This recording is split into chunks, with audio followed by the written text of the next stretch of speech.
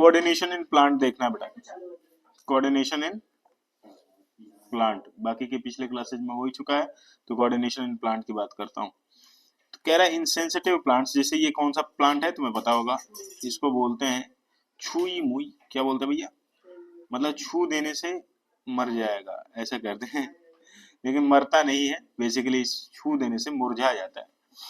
Basically थोड़ा सा इस चीज को समझने वाली बात है, इसका साइंटिफिक नेम जो है बेटा मिमोसा पुडिका है। क्या नाम है भैया, मिमोसा पुडिका, आपको याद रखना पड़ेगा।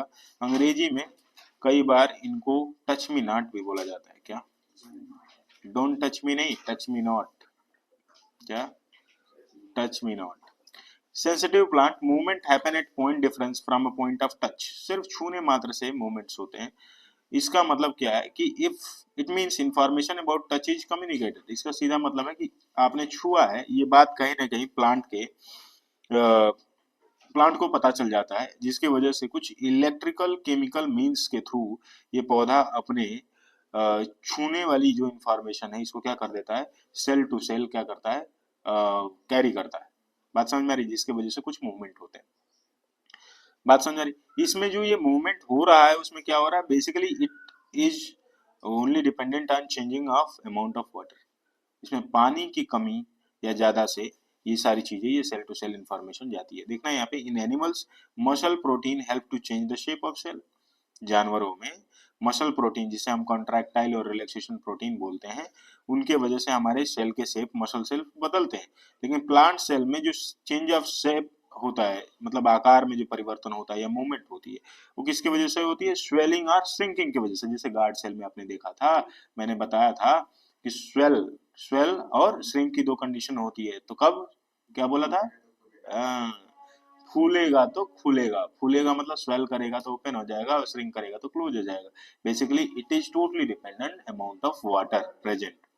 तो उसी तरीके से इन सारी चीजों में भी क्या होता है, कौन सी चीज जिम्मेवार है, अमाउंट ऑफ वाटर।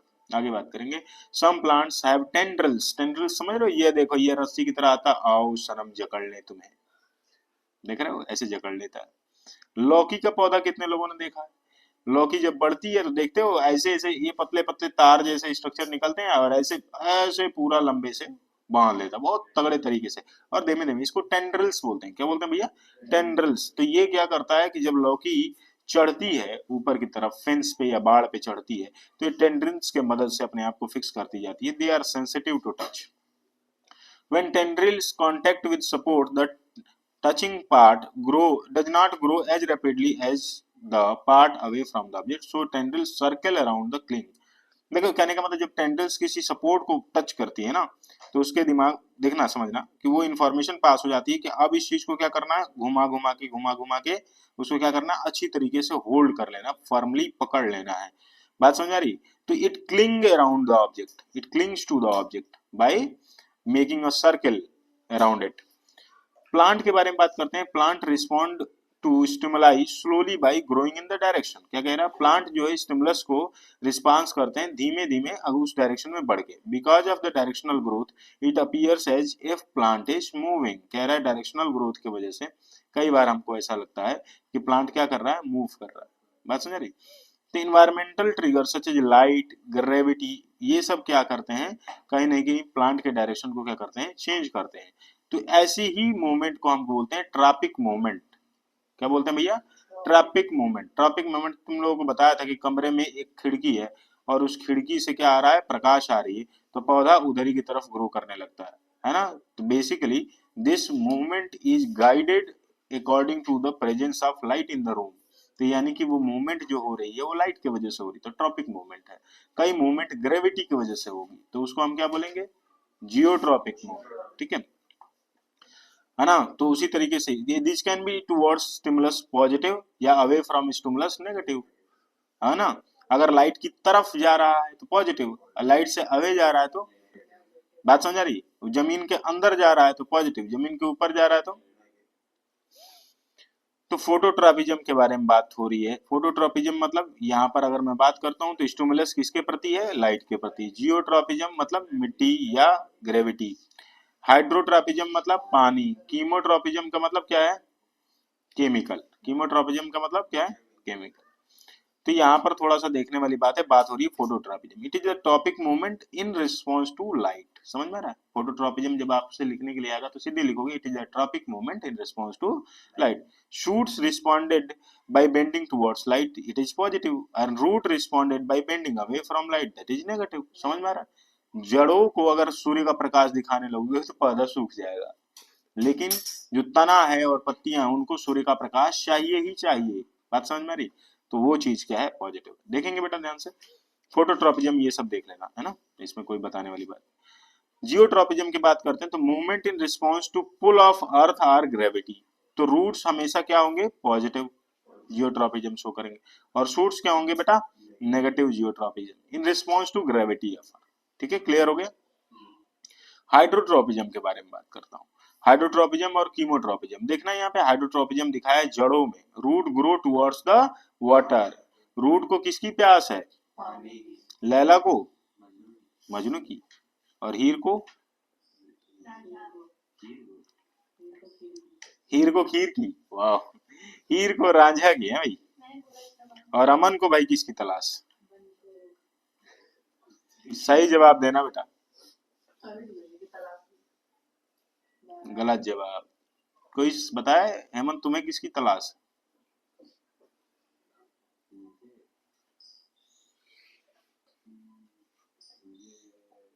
जल्दी बोलो, पूरा दिन नहीं है अपने पास, पनवेल निकलना है।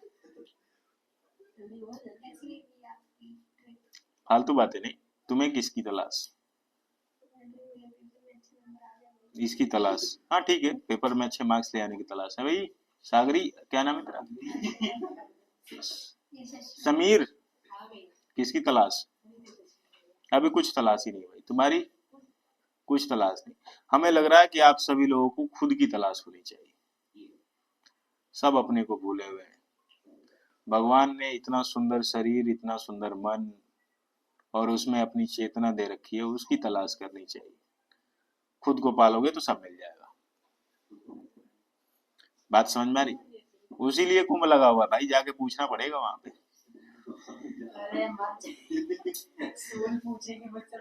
खुद से कभी तुमने पूछा ही नहीं ना, कैसे पूछना है? हमसे कैसे कुछ पूछते हो बताओ?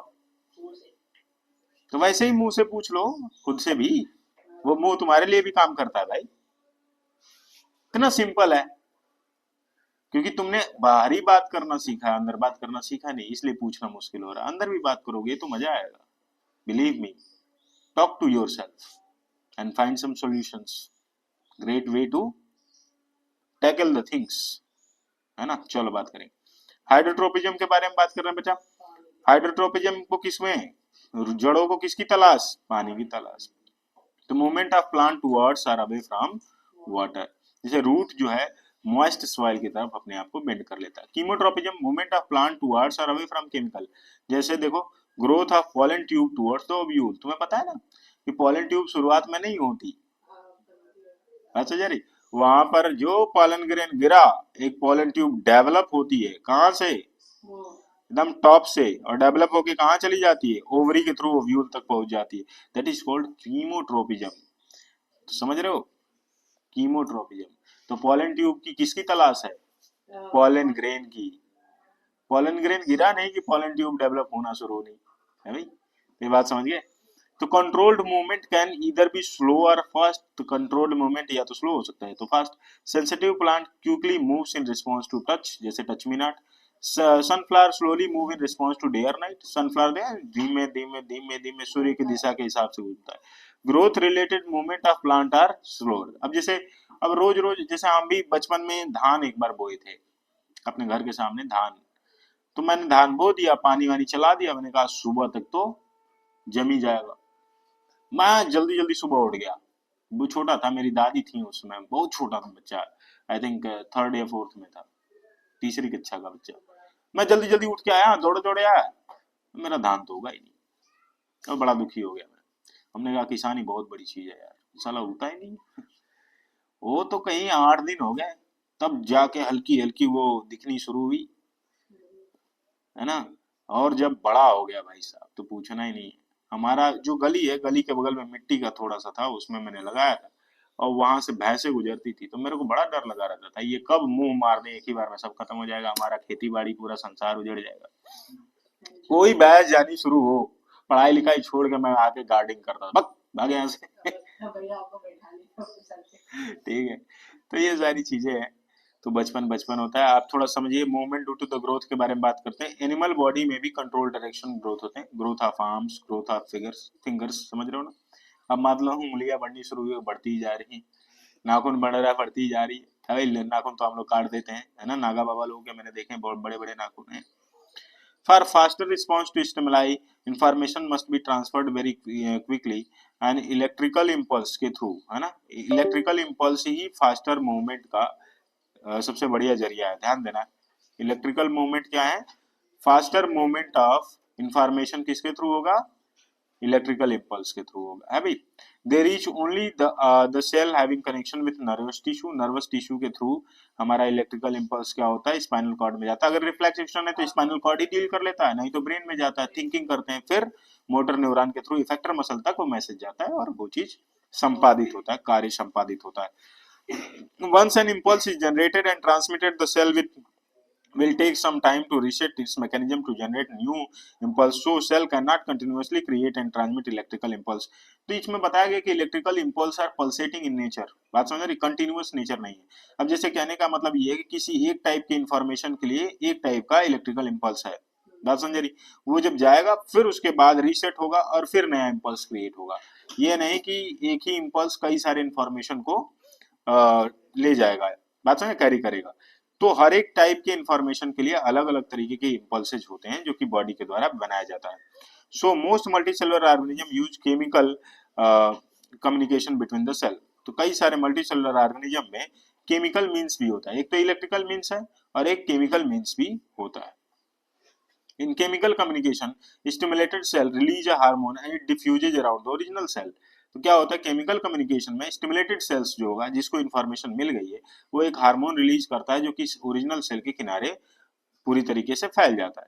Other cell detect hormone using the special molecule on their surface. बाकी सेल को उस हार्मोन के सिक्रीट होने की वजह से इस इंफॉर्मेशन का पता चल जाता है और then they recognise the information, वो इंफॉर्मेशन को रिकॉग्नाइज यानी पहचान लेते हैं और उस चीज को फैलाना शुरू कर देते हैं। Basically cell to cell information फैलता है। दिस इज स्लोअर प्रोसेस, ये थोड़ा धीमा प्रोसेस है लेकिन ये भी सारे सेल तक पहुंच जाता है and it can be done speedily and persistently, धीमे धीमे ये पहुंचता है। प्लांट हार्मोन के केस में बात करता हूं, the plant hormone can coordinate growth and development response to environment, they are synthesized at some places and diffuse the area of action।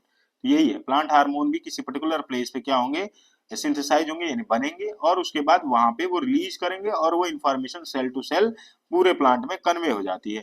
Plant hormone के तौर पर ग्रोथ प्रोमोटर हार्मोन जो है कौन कौन से हैं बेटा, याद रखेगा, ऑक्सिन, जिबरलिन, जिब्रेलिन और साइटोकाइनिन। क्या क्या, ये बोलो मेरे साथ, गुड, ऑक्सिन, जिब्रेलिन और साइटोकाइनिन, ये क्या है बच्चा, ये है ग्रोथ प्रोमोटर, मतलब ग्रोथ को बढ़ाने वाले। और ग्रोथ इनहिबिटर कौन है बताओ, एब्सिसिक एसिड, जो पत्तियों के झड़ने के लिए कारण है, विल्टिंग ऑफ लीफ के लिए कारण है, एब्सिसिक एसिड जिम्मेवार है। क्लियर है। तो सम प्लांट हार्मोन के बारे में बात करता हूं। तो plant hormone regulates the growth in, है ना, plant hormone regulates the growth in plants. अगला क्या बात करेंगे, when plant detect light, auxin synthesise at the shoot tip, मतलब टिप मतलब समझ रहे हो, शूट सबसे ऊपर, जैसे पत्तियों का अग्रभाग या टहनियों का अग्रभाग, तो उस वहां पर जब वो लाइट को डिटेक्ट करते हैं तो कौन सा हार्मोन निकालते हैं, ऑक्सिन। ये they help us to help us cell to grow longer, वहां पे सेल जो है उस चीज को मदद मिलती है लंबा होने के लिए। जब लाइट आती है एक साइड से प्लांट पर तो ऑक्सिन डिफ्यूज करता है ना, auxin diffuse towards the shady side of the shoot और फिर क्या होता है, as a result cell on the shady side grow longer, है ना। उसी वजह से cell on the shady side क्या होगा, जो छाया में पड़ने वाले जो सेल होंगे वो तेजी से ग्रो करेंगे और इसी वजह से प्लांट क्या होता है, लाइट की तरफ बेंड होता है। तो अभी हार्मोनल आंसर भी मिल गया तुम्हें कि प्लांट जो है लाइट की तरफ बेंड क्यों होता है, due to the formation of auxin at the tip of shoot. Gibberellin क्या होगा बेटा, जिब्रेलिन क्या होगा, it help in growth of stem. लिखते जाएंगे दनादन, बैठे नहीं रहेंगे, बाबा जी की पूड़ी नहीं बटने वाली है। जिबरेलिन क्या हेल्प करेगा बता, ग्रोथ ऑफ स्टेम। साइटोकाइनिन किस में हेल्प करेगा, सेल डिवीजन में। साइटोकाइनिन किस में हेल्प करेगा, सेल डिवीजन में। They are present in the area of rapid cell division such as fruit and seed, basically किसमें, फ्रूट और सीड में। अब सिसिक एसिड क्या करता है, इनहेबिट करता है ग्रोथ को, और it causes wilting of leaf, falling of leaf etcetera. बात समझ में आ रही, क्लियर हो रही बात। अगली बात करेंगे बेटा, इलेक्ट्रिकल इंपल्स के बारे में बात करता हूं। तो electrical impulse can instruct only few tissue to prepare an activity. So animal there is a So in animal there is another way of control and coordination called endocrine system। बात समझ आ रही। अभी तुम लोगों ने केमिकल भी सुन देख लिया, इलेक्ट्रिकल इंपल्स का भी सिस्टम देख लिया, और किसके थ्रू इंफॉर्मेशन या इंस्ट्रक्शन बॉडी को मिलती है। तो यहाँ पर तुमने देखा कि एक सिस्टम और है जिसको बोलते हैं इंडोक्राइन। बात समझ में आ रही, इंडोक्राइन। तो इट इंक्लूड्स इंडोक्राइन ग्लैंड्स, इसमें इंडोक्राइन ग्लैंड्स होती हैं और उनके सिक्रीशंस होते हैं, उनके द्वारा सिक्रीट किए गए लिक्विड्स को या सब्सटेंसेज को हम क्या कहते हैं बेटा, hormone. Basically they produce chemical signal. कौन सा देते हैं, chemical signal. They can reach in all cells and provide wide ranging changes. ये पूरे सेल्स में तुरंत तेजी से फैल जाते हैं, है ना, रीच बनाते हैं, और बहुत तेजी से इसमें चेंजेज आते हैं। जैसे एड्रीनल ग्लैंड, जिसे हम एक हार्मोन रिलीज करता है जिसे बोलते हैं एड्रेनलिन। एड्रेनलिन, बात समझ में आ रही। तो यहाँ पर याद रखेंगे एड्रेनलिन को ही इमरजेंसी हार्मोन के नाम से भी जानते हैं। किसके नाम से जानते हैं बच्चा, इमरजेंसी हार्मोन के नाम से भी जानते हैं। अच्छा, इमरजेंसी हार्मोन के नाम से जानते हैं, ये बात तो ठीक है, लेकिन एक बात और बड़ी पक्की बात है यहाँ पर, कि जो एड्रीनल ग्लैंड है वो कहाँ होता है, लेफ्ट और राइट किडनी के जस्ट ऊपर एड्रीनल ग्लैंड होता है। कहाँ होता है, लेफ्ट और राइट किडनी के जस्ट ऊपर क्या होता है, एड्रीनल ग्लैंड होता है। बात समझ आ रही। एड्रेनलिन करता क्या है, तो adrenaline prepares body to cope with emergency situation. किसी आपातकाल की व्यवस्था में बॉडी को तुरंत एक्शन लेने के लिए तैयार करता है। जैसे scary animal such as squirrel prepare to fight और रन। बात समझ आ रही, स्क्वेरल क्या करेगी, या तो फाइट करेगी अपने जैसे जानवर होंगी तो, या तो भाग जाएगी। It needs more energy, though fighting and running are different, both have some common preparations. दोनों डिफरेंट है, लेकिन इसमें एनर्जी बहुत भयंकर है, जिस रूप में चाहे उस रूप में यूज किया जा सकता है। एड्रेनलिन डायरेक्टली कहाँ आता है, ब्लड में आता है, और इसके थ्रू ये डिफरेंट बॉडी पार्ट में भेजा जाता है। As a result the following event occur, है ना, क्या होगा, heart beat faster to supply more oxygen to the, है ना, हार्ट बीट बहुत फास्ट हो जाती है। क्या हो जाती है, हार्ट बीट बहुत फास्ट हो जाती है, ताकि ऑक्सीजन पूरे मसल सेल को, जैसे तुम मान लो कि भागने वाले हो तो तुम्हारे पैरों में बहुत ज्यादा ऊर्जा आ जाएगी, है ना, पैरों में ब्लड की सप्लाई बढ़ा दी जाएगी। Blood to the digestive system and skin is reduced. उस समय क्या होगा, तुम्हारा जो पाचन तंत्र है, डाइजेस्टिव सिस्टम है, स्किन में जो ब्लड जा रही थी वो सब कम करके जो इफेक्टर मसल्स हैं वहां पर, जिसके थ्रू तुम्हें काम लेना, वहां पर खूब सारा ब्लड की सप्लाई हो जाएगी और अच्छे खासे ऑक्सीजन के साथ। तो क्या हो जाएगा, तुम एकदम मिल्खा सिंह बन जाओगे कुछ देर के लिए। बात समझ आ रही। और उसके बाद क्या होगा, this divert the blood to skeletal muscles. जितनी भी स्केलेटल मसल्स हैं उसके पास क्या होगा, ब्लड की सप्लाई ज्यादा बढ़ा दी जाती है। बात समझ में आ रही। यहाँ पे ब्रीदिंग रेट इंक्रीज, सांसें तेज हो जाएंगी due to contraction of diaphragm and rib muscles. तो डायफ्राम और रिब मसल्स के कॉन्ट्रैक्शन की वजह से सांस बहुत तेज हो जाती है। बात समझ में आ रही। These responses prepare the body to deal with the situation. क्या बोलते हैं, फाइट और फ्लाइट। बाद में फाइट और फ्लाइट की कंडीशन हो जाती है। इस बात को, कभी आपको गुस्सा भी आ जाता होगा तो आपने देखा होगा कि आपकी सांसें बढ़ गई। गुस्सा को कंट्रोल करने का सबसे शानदार तरीका, लंबी सांसें लो और सांसों पे ध्यान लगाओ। जहां आप सांसों पे ध्यान लगाओगे वहां पे सांसें कंट्रोल होने लग जाएंगी। बात समझ आ रही। गुस्सा अगर आ रहा है तो, गाली देने का मन कर रहा हो तो भी अपने मन पे ध्यान लगाइए, सांसों पे ध्यान लगाइए, तुरंत कंट्रोल हो जाती है। बात समझ आ रही। क्योंकि ये सांस, अगर सांस बढ़ेगी तो गुस्सा आएगा। बात समझ आ रही, सांस बढ़ेगी तो गुस्सा आएगा, या गुस्सा ना ले आना हो तो सांस को घटा दी जाए। दोनों बात बराबर है, दोनों काम करते हैं। ठीक है। The timing and amount of hormone release are regulated by feedback mechanism, है ना, कितना और किस टाइम पर रिलीज होना है, ये चीज कहीं ना कहीं फीडबैक मैकेनिज्म के द्वारा देखा जाता है। For example, if the blood sugar level increase it is detected by cell of pancreas. बताएं, क्लियर है कि नहीं। ब्लड शुगर लेवल अगर बढ़ेगा तो कौन डिटेक्ट करेगा, पैनक्रियाज। और पैनक्रियाज क्या करने लगेगा, ज्यादा इंसुलिन निकालने लगेगा। जब ज्यादा इंसुलिन निकालेगा तो ब्लड का शुगर लेवल क्या होगा, फास्ट हो जाएगा। तो जब शुगर लेवल फॉल हो जाएगा, गिर जाएगा, आज जब शुगर लेवल कंट्रोल में आ जाएगा तो पैनक्रियाज क्या करने लगेगा, कम ऊर्जा। आज मैं साइंस इस चीज के बारे में देख रहा था कि भाई लोगों के बाल सफेद क्यों होते, बात समझ रही। तो जब उसके बारे में जब गुरुदेव से मैं सुन रहा था तो बड़ा शानदार बात उन्होंने बताया कि भाई जब आपको ऊर्जा की भरपूर बहुत ज्यादा जरूरत होती है तो उस समय आपके बाल कैसे होते हैं, काले। धीमे धीमे बॉडी अब डेवलप हो चुकी है और ऊर्जा की कमी है, मतलब ऊर्जा अब ज्यादा नहीं चाहिए, ऊर्जा उसके पास है, बहुत ज्यादा ऊर्जा की अब जरूरत नहीं है, बात समझ रही। तो उस समय धीमे धीमे बाल कैसे होने लगते हैं, सफेद। लेकिन आज के डेट में तो बहुत गलत खान पान से भी सफेद हो जा रहे हैं भाई। तो ये सारी चीजें आपको समझना है। इंडोक्राइन ग्लैंड के बारे में बात करते हैं, इंडोक्राइन ग्लैंड और हार्मोन के बारे में बात करते हैं, उसके फंक्शन के बारे में बात करते हैं, थोड़ा सा समझने वाली बात है। हाइपोथैलेमस में बात करें, हाइपोथैलेमस में क्या क्या चीजें होंगी। हाइपोथैलेमस में देखा जाए तो पिट्यूटरी ग्लैंड है बेटा, पिट्यूटरी ग्लैंड को मास्टर ग्लैंड के नाम से जानते हैं, बात समझ में आ रही। उसके बाद क्या दिया हुआ, growth hormone releasing factor GRH या जीएच बोलते हैं। ये क्या करता है, it stimulate pituitary gland to release growth hormone, है ना। ग्रोथ हार्मोन को कौन रिलीज करेगा, किसके थ्रू, पिट्यूटरी ग्लैंड के थ्रू, है ना। It stimulate growth, pituitary gland to release growth hormone. Pituitary gland में और बात करते हैं, it stimulate growth and development of body, है ना। डिफिशियंसी ऑफ ग्रोथ हार्मोन अगर बचपने में आ जाए तो उस केस में क्या हो जाएगा, ड्वार्फिज्म, बौनापन। किसी के अंदर अगर ग्रोथ हार्मोन सही तरीके से ना निकला तो क्या हो जाएगा, बौनापन। अब किसी में बहुत ज्यादा निकल गया तो गिगेंटिज्म, क्या बोलते हैं बेटा, गिगेंटिज्म। सुल्तान कोसर नाम का एक व्यक्ति है जिसकी हाइट कितनी है, 8 फीट 1 इंच। इंच में देखा जाए तो कितना हो जाएगा, 1 फीट में कितने इंच, 12। तो 12 इंटू 8 96, 197 इंचेज के हैं भाई साहब ये। हाँ थोड़ा सा कम, 10 फीट का छत होता है तो उससे थोड़ा कम। ड्वार्फिज्म क्या है, ही पिंग पिंग एक नाम है बच्चे का, बच्चा तो नहीं बोलेंगे यार, अभी एडल्ट ही होगा। ही पिंग पिंग, इनका हाइट है 2 फीट 5.37 इंच, क्या 2 फीट 5.37 इंच। तो ग्रोथ हार्मोन ज्यादा बढ़ जाएगा तो गिगेंटिज्म, और कम निकलेगा तो ड्वार्फिज्म, ठीक है ना। अगर मैं बात करता हूँ थायराइड ग्लैंड की बता, तो थायराइड ग्लैंड क्या करता है, सबसे पहला समझ लो। थायराइड ग्लैंड कौन सा हार्मोन रिलीज करता है, थायरोक्सिन। कौन सा हार्मोन, थायरोक्सिन। पिट्यूटरी ग्लैंड कौन सा हार्मोन, ग्रोथ हार्मोन, ठीक है। तो थायराइड ग्लैंड में ये क्या क्या रेगुलेट करे बेटा, कार्बोहाइड्रेट, प्रोटीन, फैट मेटाबॉलिज्म और बैलेंस्ड ग्रोथ के लिए जिम्मेदार है, बात समझ आ रही। अगर थायराइड ग्लैंड सही तरीके से ना काम करेगी तो कार्बोहाइड्रेट, प्रोटीन और फैट का मेटाबॉलिज्म या सही तरीके से पाचन नहीं हो पाएगा। आयोडीन इसेंशियल होता है किस चीज के लिए, थायरोक्सिन के लिए, क्योंकि थायराइड ग्लैंड थायरोक्सिन निकालती है, थायरोक्सिन बनता किससे, आयोडीन से। तो इसलिए आयोडाइज्ड सॉल्ट अगर है तो वो कहीं ना कहीं आयोडीन की मात्रा की पूर्ति करता है, इसलिए आयोडाइज्ड सॉल्ट ठीक है। सी सॉल्ट खा लो सबसे बढ़िया है।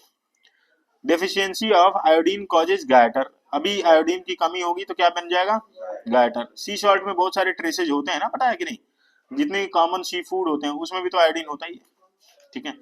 तो स्वाइलन नोक, किसी का देखते हो गला फूला रहता है तो उसको ग्वाइटर की बीमारी लगी है, और किस चीज की कमी से, तो आयोडीन की कमी से। पैनक्रियाज कौन सा हार्मोन इंसुलिन करता, अरे सिक्रीट करता है या रिलीज करता है, इंसुलिन। कौन सा बेटा, इंसुलिन। इंसुलिन क्या करता है, ब्लड शुगर लेवल को रेगुलेट करता है। डेफिशिएंसी ऑफ इंसुलिन अगर जो होगा तो वो कौन सी बीमारी को जन्म देगा, डायबिटीज। डायबिटीज में क्या होता है, शुगर लेवल इंक्रीज। डायबिटीज का साइंटिफिक नेम क्या है, डायबिटीज मिलेटस। कुछ लोगों का जब शुगर लेवल बहुत भयंकर तरीके से हाई हो जाता है तो उनको स्किन में क्या देना पड़ता है, इंसुलिन के इंजेक्शन देने पड़ते हैं, जो कि बहुत ही खतरनाक स्थिति है। बात थोड़ा सा और देखें, मेल के अंदर जो सेक्स हार्मोन्स होते हैं उनको क्या बोलते हैं, टेस्टोस्टेरोन। क्या बोलते हैं भैया, टेस्टोस्टेरोन। ये क्या करेगा, प्यूबर्टी के दौरान जो बॉडी के अंदर आने वाली चेंजेस हैं उसको मैनेज करता है, मेल सेक्स हार्मोन को बढ़ाता है और उनके बिहेवियर को थोड़ा सा कहीं ना कहीं चेंज करता है, बात समझ में आ रही। ब्रॉड शोल्डर्स, है ना, प्यूबिक हेयर से सब सुना है। और स्पर्म के प्रोडक्शन में भी ये सारी चीजें बहुत मायने रखती है। ओवरीज में एस्ट्रोजन और प्रोजेस्टेरॉन के बारे में बात हो रही, तो एस्ट्रोजन रिलीज करता है ओवरी, तो इसमें क्या होगा, changes during puberty in females, development of female sex organs, regulate menstrual cycle, menstrual cycle को रेगुलेट करने में भी ये बहुत ज्यादा काम करता है। तो आज के लिए इतना ही, थैंक यू वेरी मच, मिलेंगे आप लोगों से कल। हाँ जी, आप लोग बताएं, आज फिजिक्स है, मैथ है, क्या है? ठीक है।